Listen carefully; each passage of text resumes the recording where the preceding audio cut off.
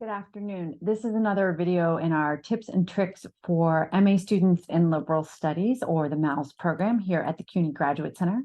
I am Elizabeth McCauley. I am the executive officer of the MA program in liberal studies. And so today I'd like to tell you a little bit in this video about depositing your thesis and capstone. So first of all, congratulations, you have finished your MA thesis or your capstone and your white paper. That is a fantastic achievement. It's usually one also filled with stress, working towards deadlines. And when you get to having done it, it can be very easy to feel a little overwhelmed by the actual steps you need to take in order to deposit your thesis and capstone. So what I'd like to do today in this video is go through what that process looks like and what you need to do. Okay, so I'm going to share my screen. All right, so let's start here. Okay, so fantastic. You have finished your thesis. You have finished your capstone. And what you need to do first and foremost is write to your advisor and make sure your advisor has reviewed it, approved it, and signed off on your thesis or capstone and the white paper that goes with the capstone.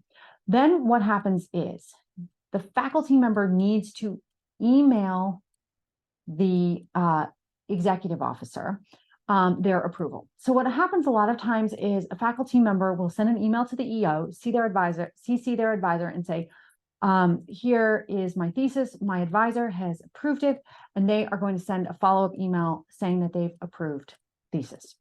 And then the faculty member sends an email. We do need that email from the faculty member because sometimes students submit their thesis or capstone and it hasn't been approved. They haven't made those last set of corrections that are required. So it's really important that your advisor signs off on your thesis or capstone, and that also lets the EO know that it's ready to go. Okay, so once the EO gets the thesis or capstone, they have to read and review the project. And this then takes some time. So this relates to our question about deadlines. So you can see here that students are told they have to submit a digital copy that's properly formatted at least 3 weeks before the library deadline. So let's go down here and look at the submission and deposit deadlines. So the first thing that's really important is that there are two sets of deadlines. There are the internal program deadlines and then the library deposit deadlines that fluctuate a little bit, and we'll come to that. Basically, the reason why the department needs your thesis or capstone 3 weeks in advance is, simply put, we do not have bots that read your thesis or capstone. It is a human being. It is the executive officer. So that takes a lot of time. If you look at it, if a thesis is 50 pages, there are 10 of those that comes in, that's 500 pages of reading. Very hard to do that in 24 hours or less. And so one of the reasons why we have an earlier deadline, which you can see for a February degree is January 10th, for the June commencement is April 8th, and for the October degree is August 25th. And that is because we need that time before it is due to the library.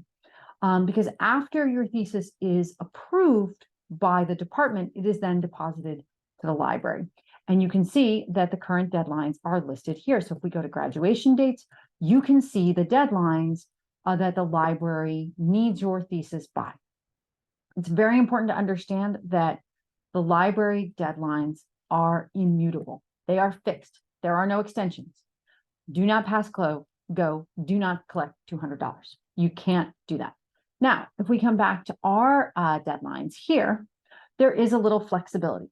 But what we ask, and we send a reminder out about 2 weeks in advance, that if you need an extension, you need to email the executive officer and ask for an extension. It's very possible that you might need one. So what you need to do, though, is just ask for one in advance, so that way then the executive officer can basically allot enough time to read theses that are coming in late. That's one of the things you should also think about when you're finishing your thesis. Often people will finish their thesis over the summer or over the break between the semesters, and your faculty members may be traveling. So you need to make sure that there's enough time before the department deadline to have your advisor review your final draft and approve it and send that email. So you just need to be on top of that schedule. Okay, so you get your thesis in by the deadline. And what happens then is it is reviewed by the EO. Same thing for the capstone. So the EO will look at content, will look at arguments. They will also take a look at the front material, the bibliography, and the citations.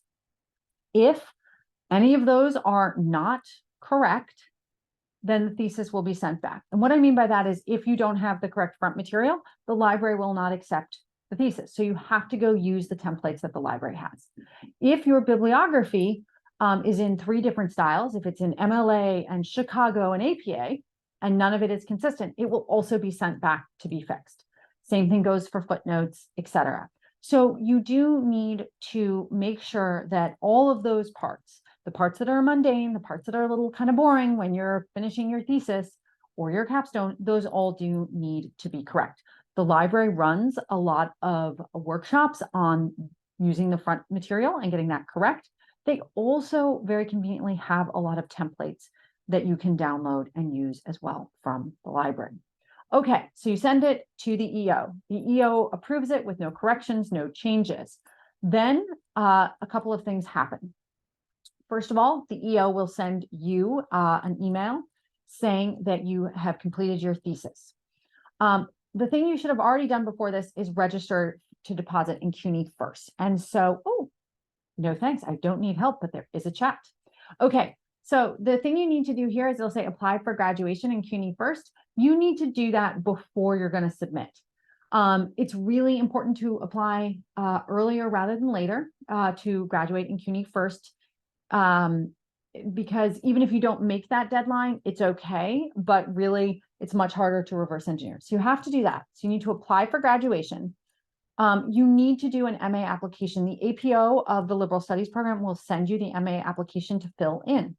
So you'll fill in that, and we will also send you an exit survey to do. So while the student is filling in all of those things, the EO takes a couple of actions.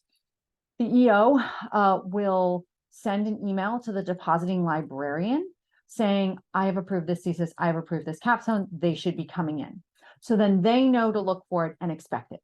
The other thing that then also happens is that, you know, if there are any change of grade forms or anything that need to be done like that, those are done on an administrative, a departmental level with the faculty and also with the registrar's office. So some of the steps I'm describing here are manual. Actually, a lot of them are manual. And so once you get approval of your thesis, it may not show instantaneously. Okay, so while we're running around in the backgrounds, sending emails and doing things, you as a student will fill in your MA application, but then you need to go and actually deposit your thesis or your capstone and white paper. Okay, so first of all, the library has all of the steps basically outlined. So how you apply for graduation, how you complete the exit surveys, but most importantly, also how you submit your capstone or thesis to CUNY Academic Works. And so you have to go in and upload your thesis or capstone here, and this is where it will appear. Now, there's one thing that you may want to consider, which is whether or not you want to embargo your thesis or capstone. For example, if you know you want to publish your master's thesis, you might want to embargo it so no one downloads it and builds on your work before you have a chance to. If you know you want to maybe turn this into a chapter of a PhD dissertation, that could be another option. And you can embargo it for 2 years to start.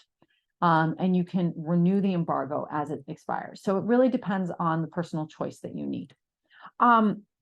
So you will go in, you will upload it, you will decide whether or not you're putting an embargo on it, and then you're done, really. You've applied to graduate, you've done that. The department will do the paperwork that goes along with it, and you're ready to go. Now, that sounds very straightforward. If you have questions, feel free to reach out to the department, to the EO, DEO, advising fellows, or APO. But the other person you can reach out to is the dissertation research librarian, Roxanne Shirazi. She is a fantastic resource for how to deposit, how to apply to graduate, also formatting questions you have here. So for example, you can see here, she has sample pages for the thesis. So you can come and download these and make your life a lot easier. So this is a kind of short, quick guide on to how to submit your thesis and capstone to the Liberal Studies Department and then to the library at the Graduate Center so you can finish your degree and go off to take on whatever next challenges you want to tackle. So I hope that you have found this video useful. And if you have any other questions, feel free to reach out to us in the department. All right, have a good one. Bye.